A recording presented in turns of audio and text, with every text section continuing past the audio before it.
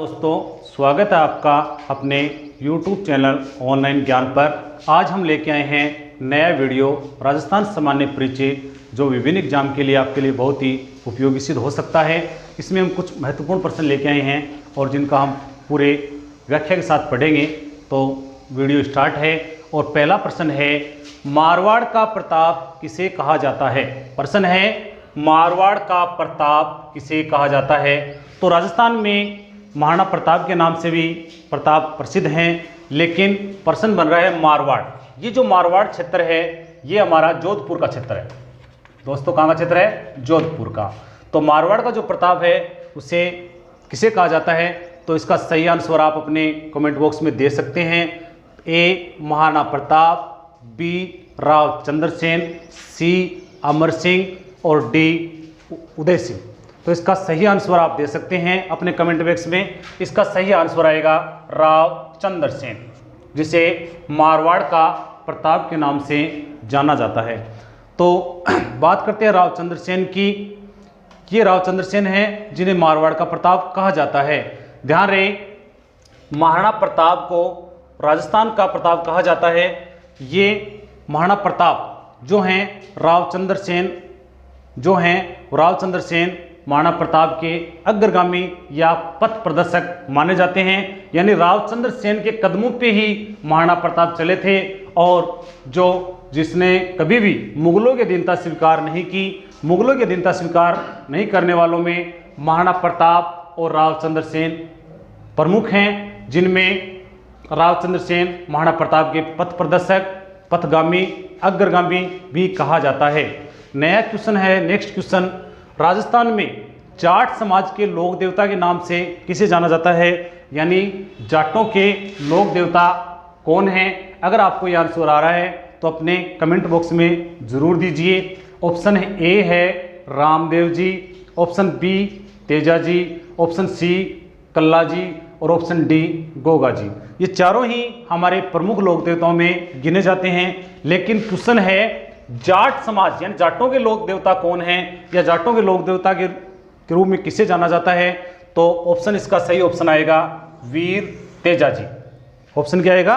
वीर तेजा जी। इसमें से कुछ जो हैं उनकी हम व्याख्या कर लेते हैं। रामदेव जी, ये रुणिचा जैसलमेर के लोक देवता हैं जो काफ़ी लोकप्रिय हैं, और सांप्रदायिक सद्भाव यानी हिंदू मुस्लिम एकता के बारे में करें तो सांप्रदायिक सद्भाव का जो मेला है वो रामदेव जी का सबसे बड़ा मेला है राजस्थान में। तेजा जी, जिसे नारू रोग यानी जो छोटे छोटे हमारे हाथ पैरों में जो फुंसियाँ होती हैं उसे कहते हैं नारू रोग। तो नारू रोग के निवारक देवता के रूप से जाने जाते हैं, और जाटों के लोक देवता तो हैं। वीर कल्ला जी, ये चार भुजा वाले देवता के रूप में जाने जाते हैं। और जो मीराबाई है, मेवाड़ की जो मीराबाई हैं, मीराबाई इनकी बुआजी लगती है। और गोगा जी, जिनका सिरसमेड़ी ददरेवा चूरू जिले में है, ये सर्पदर्श के देवता हैं, सर्पदर्श।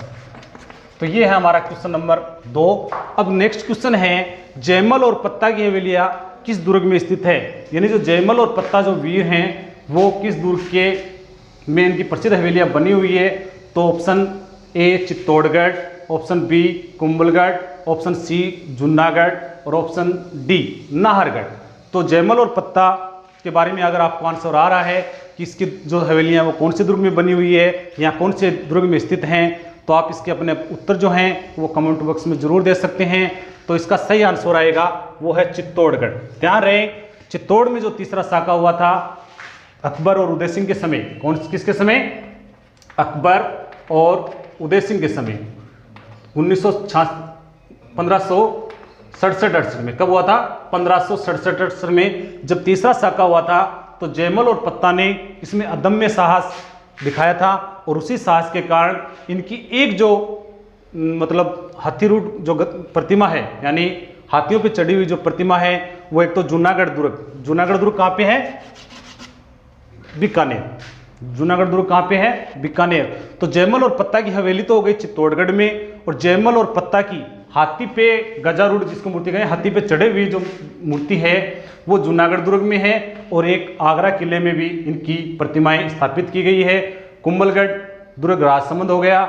जूनागढ़ ये बीकानेर में बना हुआ है, जिसे जमीन के जेवर, जमीन का जेवर कह सकते हैं।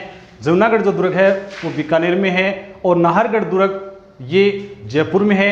ये नारसिंह भौमिया, नारसिंह भौमिया यानी भूमि के जो लोक देवता है, भूमि के लोक देवता, भूमि के जो लोक देवता हैं वो कौन है? नाहर सिंह भौमिया, यानी भूमि पूजक जो देवता है या भूमि रक्षक जो देवता हैं वो नाहर सिंह भौमिया हैं।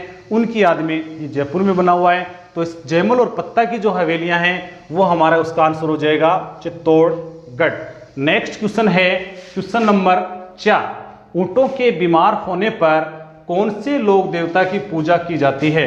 यानी जो ऊंट हैं अगर वो बीमार हो जाते हैं तो उस बीमारी का निवारक के रूप में कौन से लोक देवता को पूजा जाता है, और इसकी पूजा करने से ऊंट हमारे जो हैं वो ठीक भी हो जाते हैं? Option A Goga ji, option B Ramdev ji, option C Teja ji, और ऑप्शन डी पाबू जी। तो अगर आपको आंसर आ रहा है तो अपने कमेंट बॉक्स में ज़रूर दीजिए कि ऊंट के बीमार होने पे कौन से लोक देवता की पूजा की जाती है। तो ऊंट के बीमार होने पे इसका सही ऑप्शन आएगा पाबू जी। कौन सा आएगा दोस्तों?